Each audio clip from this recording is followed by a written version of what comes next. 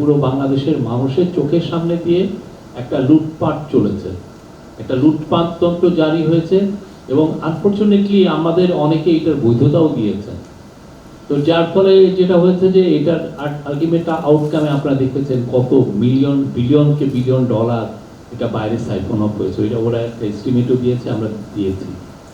তো প্রফেসর ইউনুস এটা যখন এটার উপরে বলতে গিয়ে বললেন যে মানে এটা শুনে আমরা আতঙ্কিত, কি ভয়াবহ একটা মানে আমাদের রক্ত হিম করার মতো অবস্থা এটা। কেননা এটা মানে বাংলাদেশের ট্যাক্স পেয়ারের মানে বাংলাদেশের অনেক মানুষ গরিব মানুষের টাকা এরা লুটপাট করেছেন।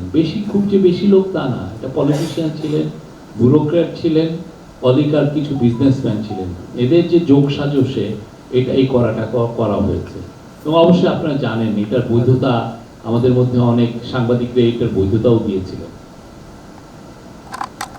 তো এটার উপরে স্যার বললেন যে এটা এইটা লুটপাটের এমনই চিত্র, এই চিত্রটা আসলে আমাদের টেক্সট বুকে আসা উচিত।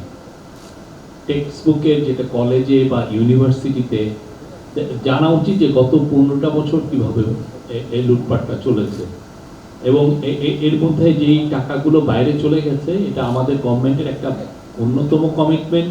এই টাকা যেভাবে হোক আমরা এটা ফেরত আনার চেষ্টা করব এবং সেই অনুযায়ী এই 10 তারিখের থেকে 10ই ডিসেম্বরের থেকেই আপনি দেখবেন যে আমরা অনেকগুলো কাজ শুরু হয়ে যাচ্ছে।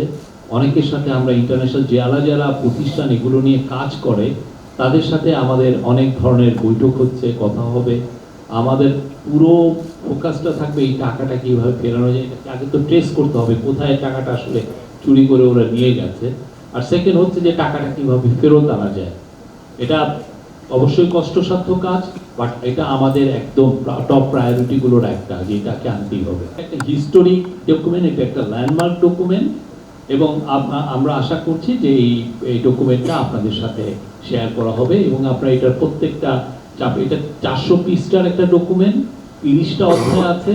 প্রত্যেকটা অধ্যায় বাংলাদেশের ইকোনমির বিভিন্ন সেক্টর ধরে ধরে এটার উপরে শেড লাইট অন দিস